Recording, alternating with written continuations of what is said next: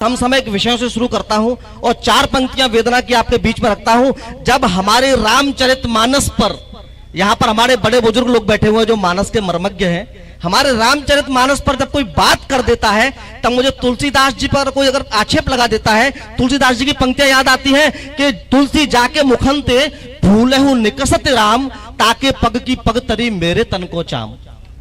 राम का नाम लेने पे अपने चमड़ी की जूती तुलसीदास पहना रहे हैं, तुलसीदास पे आक्षेप लगाते हैं। तब 4 पंक्तियां आपके बीच में निवेदित करता हूं कि राजनीति का खेले खेले ना जाने रघुराई को, राजनीति का खेले खेले ना जाने रघुराई को, इत्र दिया और चक्कर देखा लानत इस चतुराई को, और केवट प्रेम को समझ सके ना मां शबरी को पढ़ते हैं, इनके मन कैसे समझेंगे मानस की चौपाई को, इनके मन कैसे समझेंगे मानस की चौपाई को।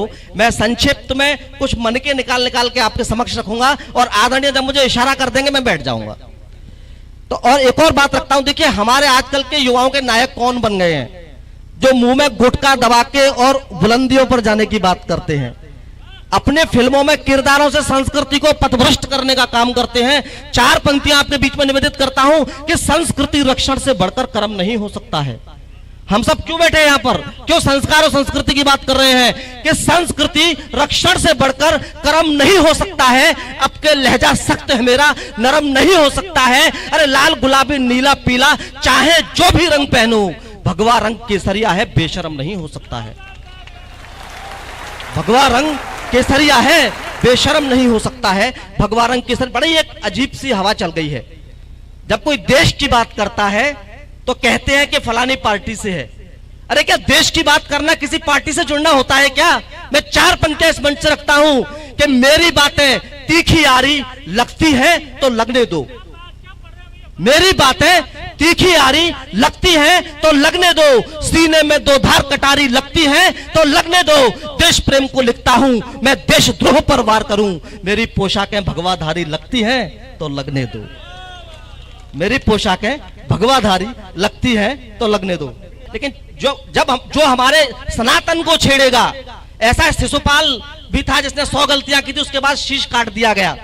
भाई आप सनातन को मत छेड़ो। पंक्तियां आपके बीच में निवेदित करता हूं कि धर्महीन रथ के पहिए का पथ में रुकना निश्चित है, धर्महीन रथ के पहिए का पथ में रुकना निश्चित है।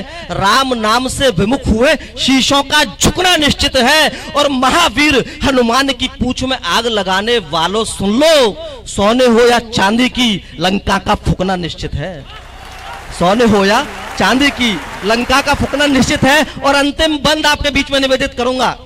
हमारे भाई ने कहा कि हमारी अबलाओं को जला दिया जाता है। मैं अपनी माताओं बहनों को भी मैं सुझाव देना चाहता हूं।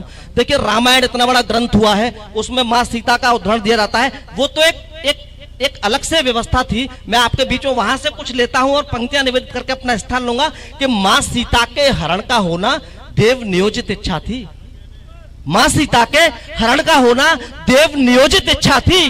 राम कथा के उन पाठों में बड़ी जरूरी शिक्षा थी। मां सीता से भूल हुई जो तुम इस बार नहीं करना, मां सीता से भूल हुई जो तुम इस बार नहीं करना। स्वर्ण मृगों के मोह पाश में कुल की हार नहीं करना। और वेश बदलकर तुमको ठगने फिर से रावण आए तो मर्यादा की लक्ष्मण रेखा हरगिज पार नहीं करना, मर्यादा की लक्ष्मण रेखा हरगिज पार नहीं करना। बहुत बहुत धन्यवाद। एक बार पुनः नमन करता हूं उनके चरणों में जो वीर शहीदों के घर से हैं। बहुत बहुत धन्यवाद।